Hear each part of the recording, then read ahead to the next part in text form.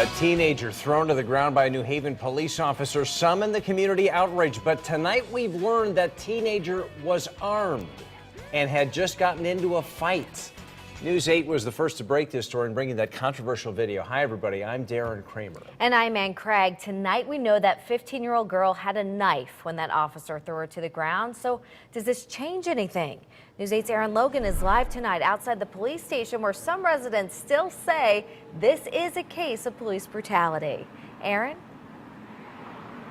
And a lot of people both inside and outside the police department earlier tonight demanding answers and saying you're correct that this is a case of police brutality. But the union president telling me tonight that that officer felt that he was in danger, that the teen had a knife, and it was he who filed an internal investigation.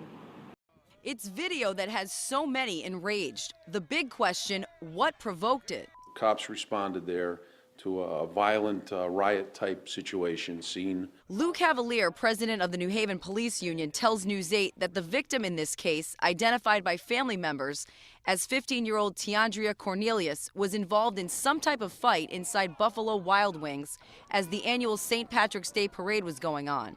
He says there was pepper spray and a knife involved. Did she have the knife? Yes, when she was placed under arrest, she did have a knife on her. But no pepper spray. No pepper spray at the time. About 50 protesters made their message clear. No matter what the surrounding circumstances were, this scene is unacceptable. They started outside the police headquarters.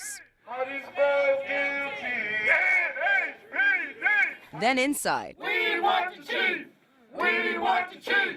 It turns out Chief Dean Esserman is in Paris, so they went back outside and a sergeant came out to talk to them. There was an investigation done. I'm not privy to that investigation. But he should be on death duty. Cavalier says that officer, Josh Smierczynski, did what he was supposed to while arresting Cornelius for third-degree assault, breach of peace, and carrying a dangerous weapon. It appeared that while they were walking back towards the street to get out of the crowd, she was resisting and pulling away from the officer. As you could see, her legs were kind of spread apart and her elbows were kind of up in a way that she was trying to get away from the officer. Cornelius' grandmother and all these protesters had this to say.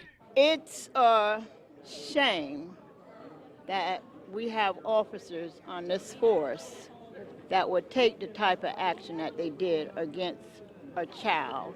They're supposed to protect and serve us. That 15-year-old should never have gotten body slammed, fractured her shoulder, and scarred up her face. For what? Now, that officer is still on patrol while the investigation continues. Cornelius' family tells me that they do have an attorney now, and we have not heard the last from them. We're live in New Haven tonight. Aaron Logan, News 8.